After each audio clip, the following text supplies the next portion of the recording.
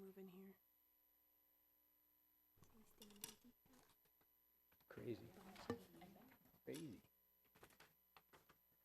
Mm-hmm.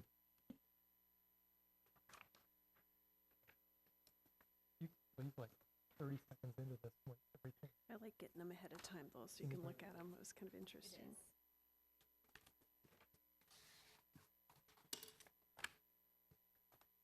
Yeah, I was glad to have long sleeves.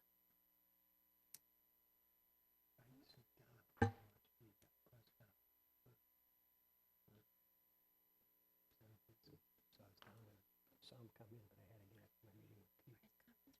Talib and Omar. Yeah, 3 o'clock this afternoon. It is 7 p.m., so I'm going to call to order the regular Richfield Housing and Redevelopment Authority meeting for August 19th. Our first item of business is approval of the minutes of the regular Housing and Redevelopment Authority meeting of July 15th, 2019. So moved. Second. It has been moved and seconded. Are there any corrections? If none, hearing none, all in favor of approving the minutes, please say aye. Aye. All opposed? We've approved the minutes. Next, we have approval of the agenda. So moved. Second. It's been moved and seconded to approve the agenda. All in favor, please say aye. All opposed? All right, we've approved the agenda. Next, we'll move on to the consent calendar. Executive Director Stark. Thank you, Chair Supple. The consent calendar contains items which are acted upon by the HRA in one motion. Once a consent calendar has been approved, the individual items and recommended actions have also been approved and no further HRA action would be necessary. All items listed on the consent calendar are recommended for approval. Tonight we only have one item on the consent agenda. It's an item we touched upon in the work session prior to this. It's a consideration of the approval of a professional service agreement with People with Capes to provide a needs assessment at Richfield Towers. And that concludes the consent agenda for tonight. All right, is there a motion to approve the consent calendar? So moved. Second. Do we have any discussion? I'd Go like ahead. to say something. I am just looking forward to seeing how this agreement goes. I think it could possibly be a good model for other apartment buildings where we have maybe multiple issues, and in figuring out how do we support the residents in the community there. So I'll just be curious and interested to see how this goes. And thank you for having this opportunity. And I think this came about because of people listening to each other and working together. And so I just want to thank everybody that was involved with the process. Any other discussion? All right, all in favor of the passing the consent calendar, please say aye. Aye. All opposed? All right, we've adopted the approval. Next, we will move on to consideration of resolutions approving proposed property tax levy for payable 2020 for certification to Hennepin County. Executive Director Stark. Thank you, Chair Supple. And I've got Finance Director Chris Regis here. I think he's going to provide a little bit of background on some of the requirements around the HRA levy and budget, and then I'll present a little bit more detailed information about our budget. Thank you, Director Stark.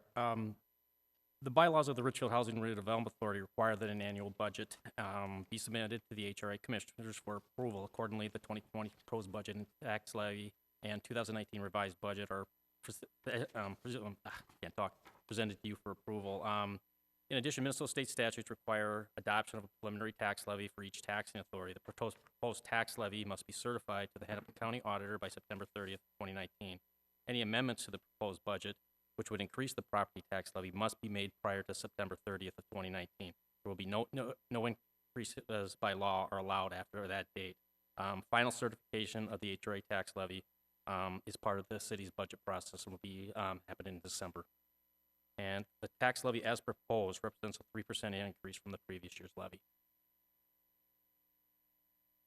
All right, thank you. Executive Director Stark.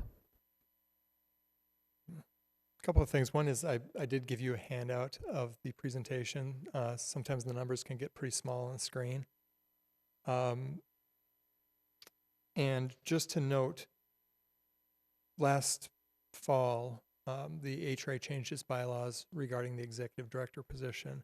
And in that you did name me as the executive director with the caveat in the bylaws that the Richfield city manager must ultimately recommend the budget.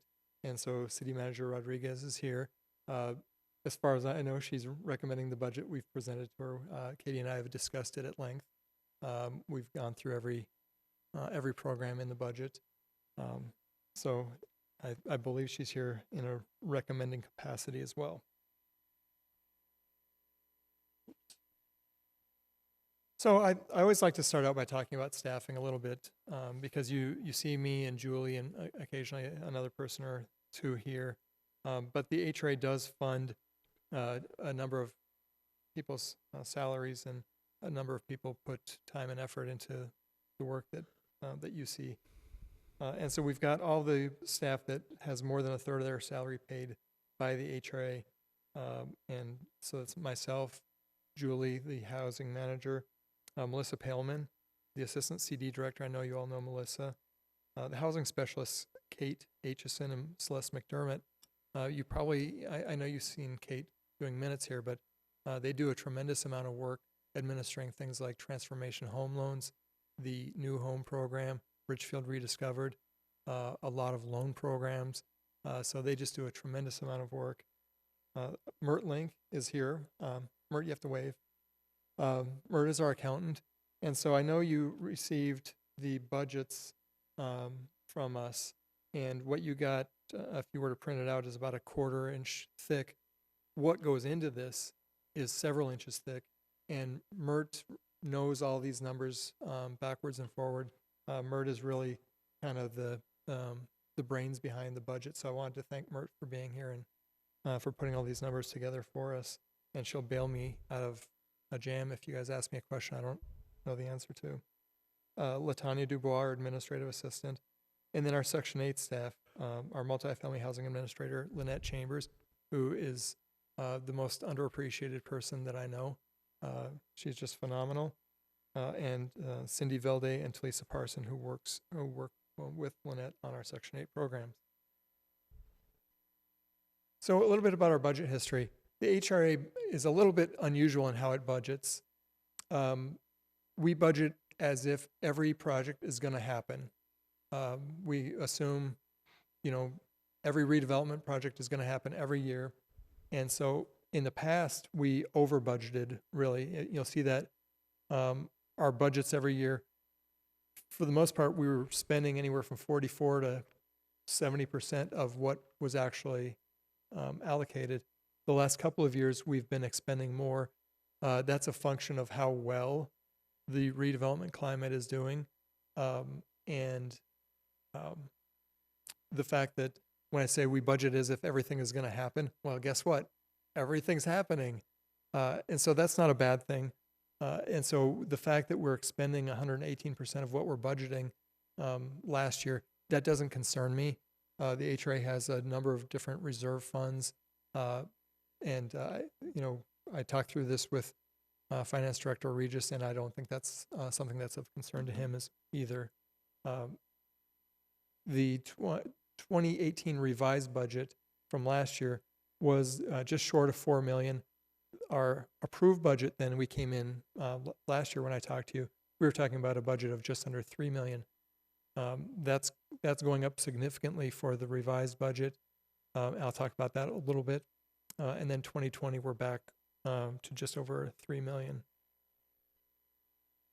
So I just went through that. The reason that the revised budget is $2 million increase over the approved budget is mostly because of a large grant we got for Richfield Parkway through the Metropolitan Council Livable Communities Development Grant Fund. And so even though that's a revenue that we weren't counting on, it's also an expenditure we weren't counting on. But in the grand scheme of things, it's a wash financially, and it's a tremendous asset in terms of physical capital in the community. The 2020 proposed budget is, again, because of this, about $2 million less than our revised budget. It's because we're not expecting another $2 million grant from the Met Council. we're hoping, we'll have our fingers crossed. But it really, the more important thing is it represents a $216,000 increase over the 2019 approved budget, which didn't really reflect that. So really, that's what we're talking about, is a $200,000 increase absent that unusual expenditure. And this is why I gave you the printout. These are tiny numbers. I don't necessarily expect you to go through them all tonight, but it's just to show you that in all of various programs we have, the HRA admin is kind of a catch-all program. And I'm not going to touch on all of these, but just as an example, the Penn Corridor, if you were to look down at that one, that's a $30,000 usually kind of a line item.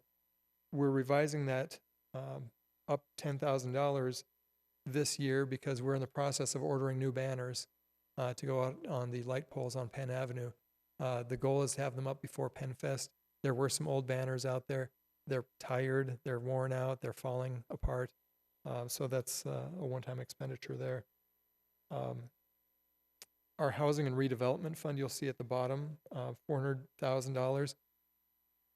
When we talk about payments in lieu of for the inclusionary housing policy, that's where that goes. This housing and redevelopment fund is when developers say that instead of providing affordable housing, they are going to be putting 15% of their tax increment into a fund for us to use elsewhere. That's our housing and redevelopment fund. Mr. Stark, is that also the fund that'll take the hit when some of the projects go off of TIF and our revenue drops? It is. Okay. It is. Thank you. So what do you get for this budget we were presenting to you? Just some budget highlights. The redevelopment projects, the Chamberlain. I know you know all this, but we should keep probably congratulating ourselves. The rehabilitation of the 33 units, which I think is just a huge, I'm as excited about those 33 units being rehabbed as I am about the 283 new units. The 283 new units, people will be moving into them very soon, if not already. The East Side's first development in decades. The Lakeside at Lindale Condominiums and Henley Apartments. The city manager, I think, gave you some information on those in her report last week. One of the condos has sold for $825,000. That's certainly not providing any affordable housing in the community, but it's providing housing that brings in a lot of tax dollars, brings in a lot of demand for goods and services. The RF64 project, 74 affordable for-sale townhomes. Super excited for that. 218 market rate apartments. The city garage site, 55 workforce apartments, including not 46 accessible units, 426. I'm missing a dash in there.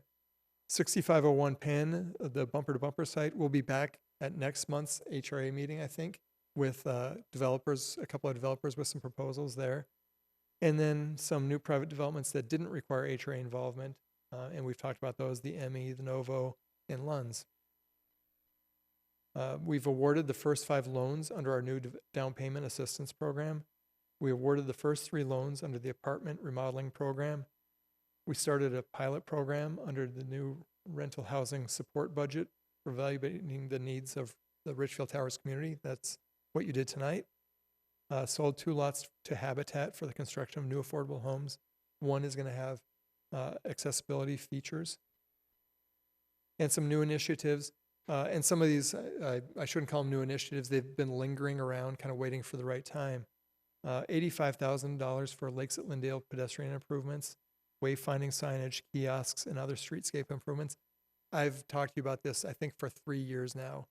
But we wanted to wait until the construction on 66th Street was done so that we weren't moving things around, ripping things out later. And $15,000 for refreshing the Penn Avenue banners. And again, those will be up by Penn Fest. We will expand the scope of the rental housing support program next year.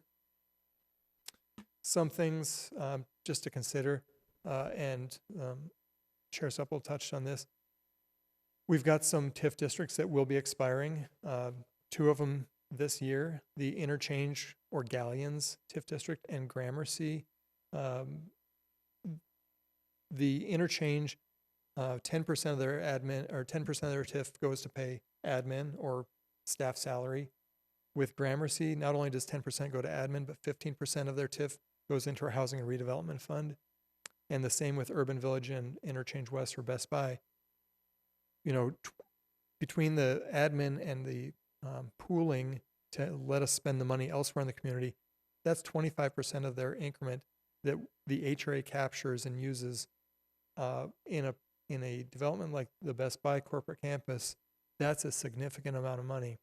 And so one of the things we're trying to do is be mindful of that so that we're not, for example, creating programs that look great until all of a sudden we're looking at funding deficits, and then we have to just suddenly cancel a program or project that we've just started up. So we're trying to be mindful of those dates and when we're going to start seeing reductions in the amount of money that the HRA has. We, over the past 18 months or so, I've had a lot of people asking me about staffing increases for the HRA. You know, and there are some things that confine that. Obviously, the budget, what we've got to pay people, specifically benefits costs. We're going to talk about our budget going up, 3.5% or whatever the numbers are. Well, at the same time, benefits costs are going up 8%, 9%, 12%. And so the benefits costs are something that are difficult to absorb into our budget with adding new employees. There's supervisory capacity. How much time does Julie have? Do I have? Does any of us have to take on a new employee, get them up and running? That's not a big piece by itself. It's just something to consider. And then available space, community development. There aren't any extra cubes anywhere. If we brought in another employee, we don't know where we would put them, and so that's something we're working through. This is just kind of in there because it has to be.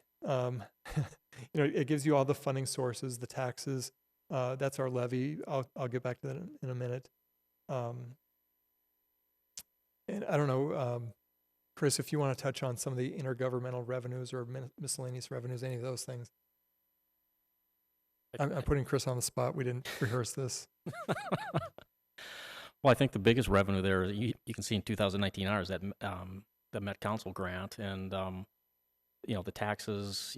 We're looking at a 3% increase. I'm not sure what the other intergovernmental revenues are for 2020. I can't remember off the top of my head. Yeah, I imagine it's grants. Yep, CDBG. Yeah. And expenditures, we went through kind of some of the programs, but personnel is a small part. Other services and charges, that includes properties we acquire, those kinds of things. But again, it was in what Carrie Sinning sent you out last week in the budget. The levy history for, let's see, 5 years in a row between 2014 and 2018, and I suspect a few years before that, we've been taxing to the maximum of the levy. I'm going to go back a couple. I didn't touch on that last bullet. I think we always did this, trying to view the levies holistically. I think we always did this to some degree. With Katie coming in with us, talking through these things with the realization that the EDA levy gets tacked onto the city levy, we've put more emphasis on viewing the levies holistically, not just looking at the HRA in a vacuum, what the impact on the taxpayer is going to be. We even try to be cognizant of the school board levies, what those are doing to people.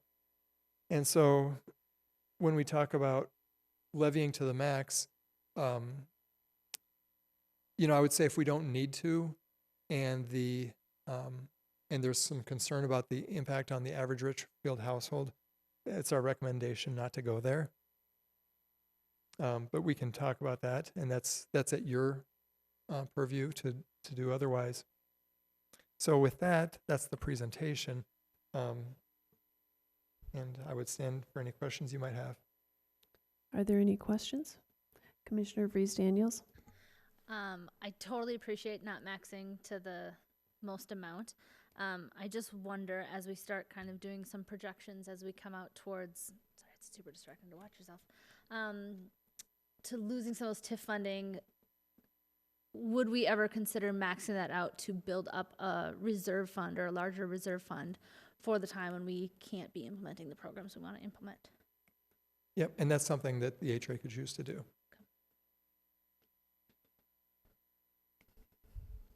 Other comments or questions? Commissioner Regan Gonzalez?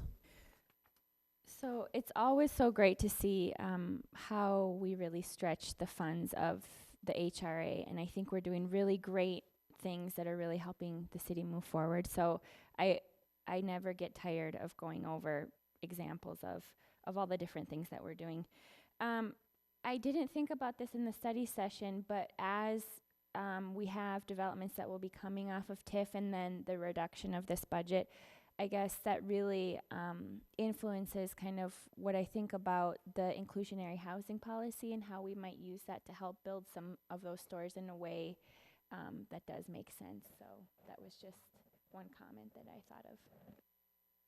That's a good point. Any other comments or questions? Thank you for a thorough job of explaining it all and sending all the materials ahead of time so we had time to look it over. All right, if there are no further comments, would someone like to move adoption of the resolutions? So moved.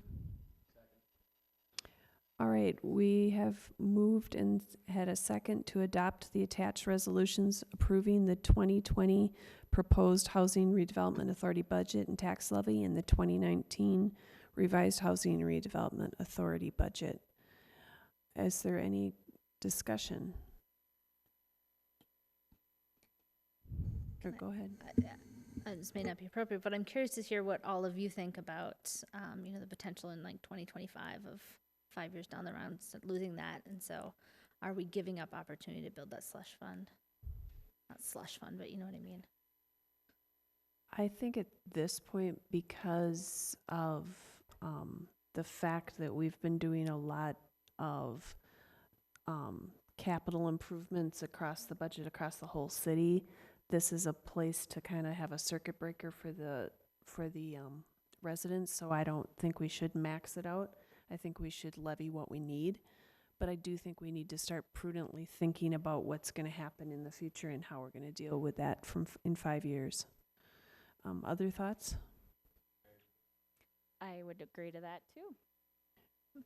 All right. Did you want to add anything else? Or? No, it just kind of struck me as how long, I'd be curious to see how long we would need to build up to hit that point so that we aren't having to max out then at some point. So maybe that's for next year's budget. We can look at that. And it would also kind of be a moving target as to whether or not there are future TIF districts and things like that. Yep. I think it's very complicated. But it would be something we could ask Executive Director Stark to think about and get back to us on. Yep, absolutely. Other questions, comments? All right, then the motion is before us. All in favor, please say aye. Aye. All opposed? All right, we've adopted the resolutions. Our next item are HRA discussion items. Does anyone have anything they'd like to put on the table?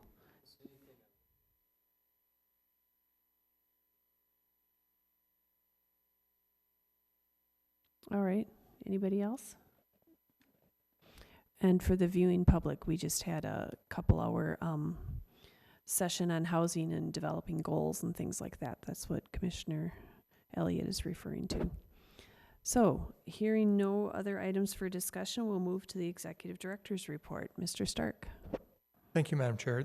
My only report is just prior to the work session, Housing Manager Urban and I were at the Community Development Committee of the Metropolitan Council with our 2040 comprehensive plan. And the committee unanimously approved it to move on to the council as a whole.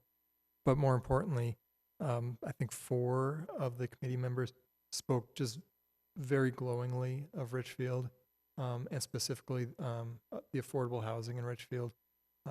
So we are recognized as a leader within the region for affordable housing.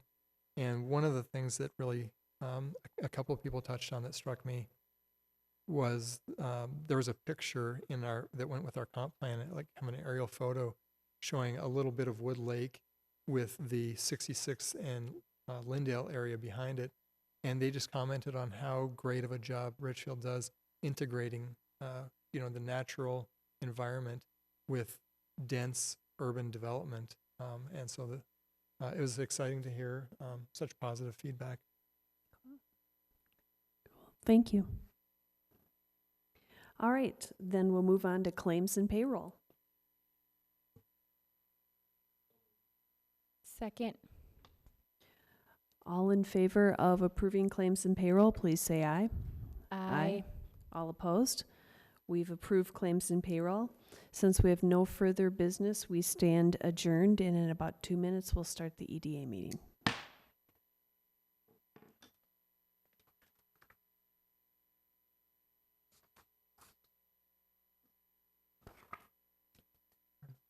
Yep.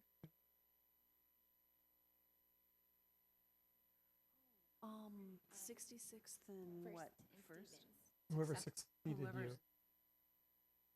Yeah, you spoke of you specifically.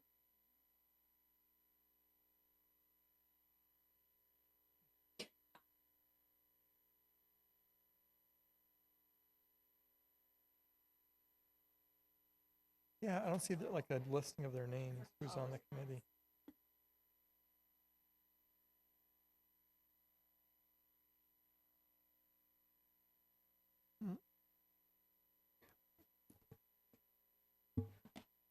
Uh-oh. They have their HRA name tag.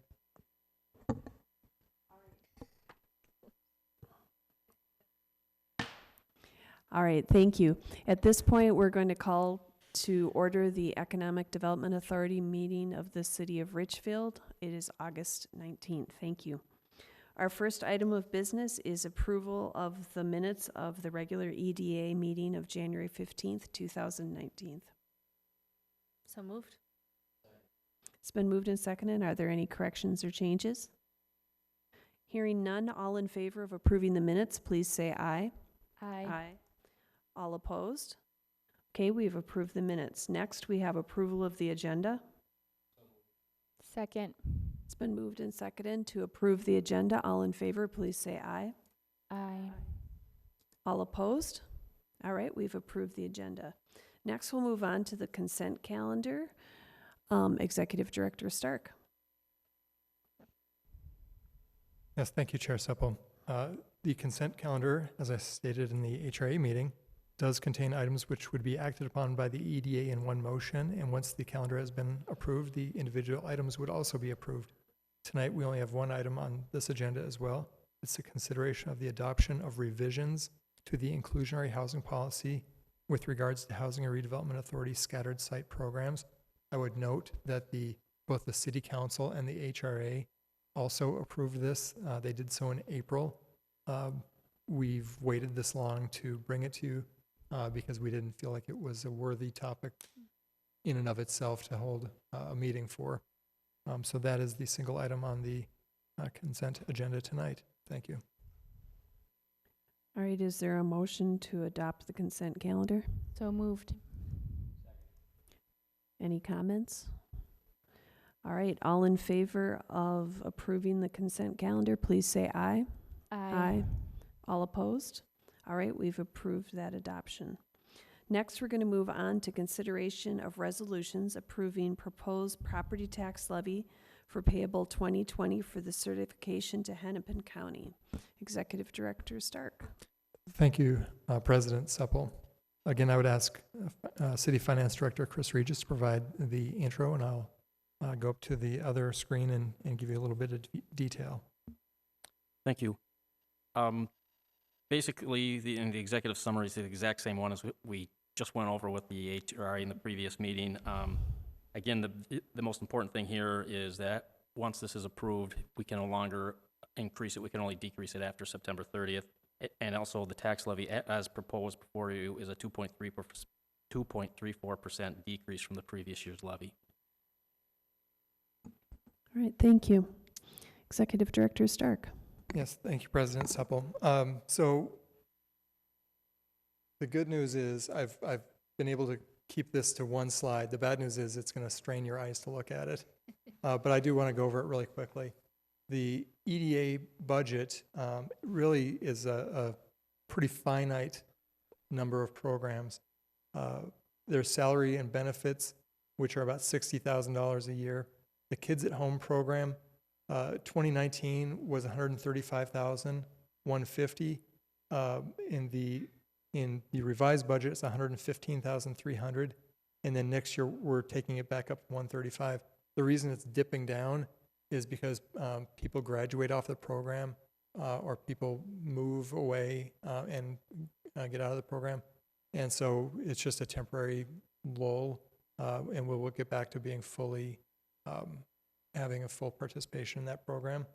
The transformation home loans, 2019 approved was $131,000. We're changing that to $161,000 in 2019, and then back to $131,000 in 2020.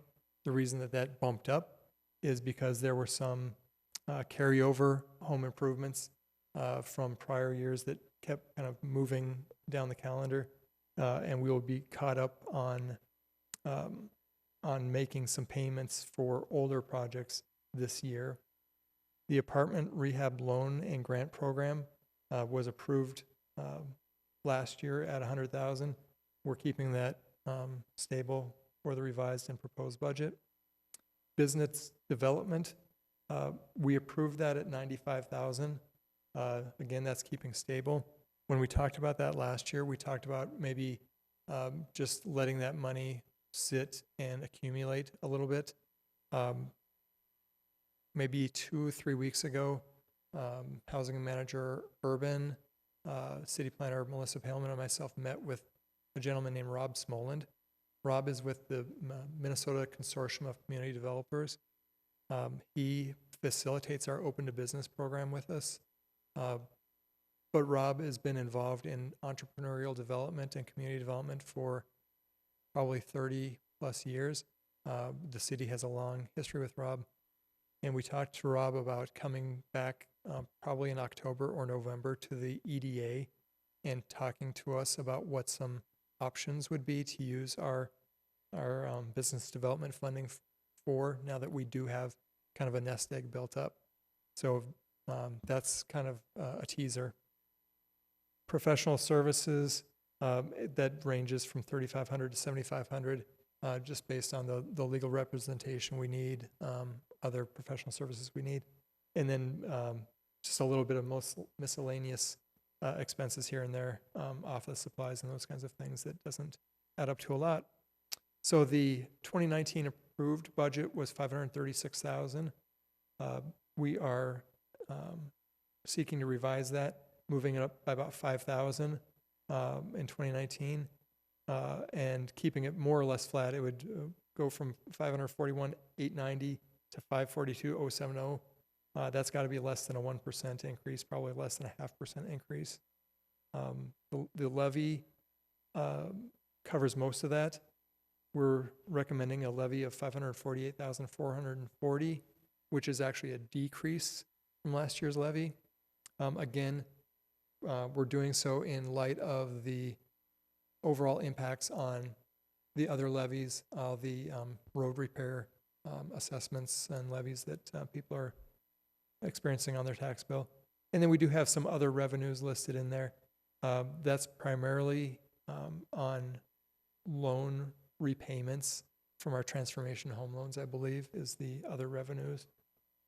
And so we are levying and getting revenues that exceed the expenditures, and that gives us an operating reserve So in 2019 revised, the recommended operating reserve is 22,800.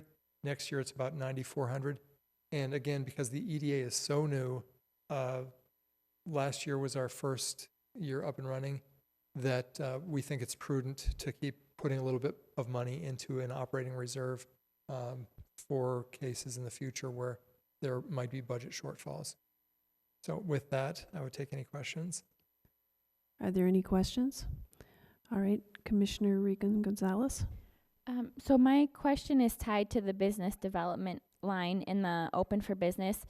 So what does the utilization of the open for business look like in Richfield in terms of how many businesses use it? Are we getting our, it's not a lot of money, but what does the utilization of that look like?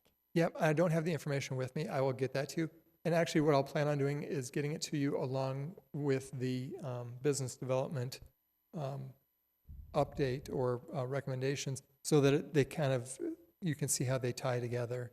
Okay. I could get it to you sooner if that would help, but that might just be a good time to kind of get those wheels turning. Yeah, that would be very helpful. And then when Rob comes and talks about different options, is this just tied to the open for business for options, or it's like all the different types of options and partnerships we could consider for this? It's all the different types of Okay. options we can consider, such as small business loans. We do, with some grants we provide some, what's the word I'm looking for? Facade improvement grants. We have a bike rack grant, but whether it's grants or loans or perhaps writing down the interest rates on loans, other programs, that's what we're going to be talking about. Okay, thank you. Because I'm interested in learning the numbers and for the open for business, because I don't know if maybe it's a very successful program, or maybe it's something we look as we're redeveloping this business development portion and we say, let's put the money together and invest, in something specific. But I obviously don't have enough information to make that. And I know we've been working with Rob for quite a while, but I'm just curious to learn what that open for business does every year. Yeah, and it might make sense to bring in a consulting staff person, because we did have a full-time economic development staff person 5 or 6 years ago, and we just found that there wasn't enough work there to justify that position. So it's really not, as it was set up at the time anyway, it really wasn't a 40-hour-a-week job, but maybe to have somebody come in and spend 10 hours a week or something like that would make some sense. With open to business, what we find is that Rob doesn't market that. He leaves that to the local municipalities to market. And when we send out a mailing, when we market that, we get a huge response. Time goes by, we don't market as well, it falls off, then we come back and market it again. And so, quite frankly, we're probably not putting the staff resources into open to business that we should be. We're just stretched pretty thin, so perhaps looking for some help might make some sense. Are there other questions? I wanted to just clarify something to make sure I'm understanding it. This will not have the TIF districts going offline won't affect this, right? Because this is a different source of revenue? Right. The Okay. TIF admin and pooling don't affect the EDA at all. Okay, thank you. Just wanted to make sure that I was clear on that. Other questions? All right, well, thank you for that report. And now is there someone who would like to make the motion to adopt the attached resolutions? So moved. Second. It's been moved and seconded to adopt the attached resolutions approving the 2020 proposed Economic Development Authority budget and tax levy and the 2019 revised Economic Development Authority budget. Is there any discussion? All right, hearing none, all in favor, please say aye. Aye. All opposed? All right, we've adopted both resolutions. Thank you. All right, next we have EDA discussion items. All right, hearing none, we'll move on to the Executive Director's report. I do not have a report for you tonight. All right, claims and payroll. So moved. Second. All right, there's a motion to approve the various claims and payrolls. All in favor, please say aye. Aye. Aye. All opposed? All right, we've passed that. And having no other business, we stand adjourned. Thank you.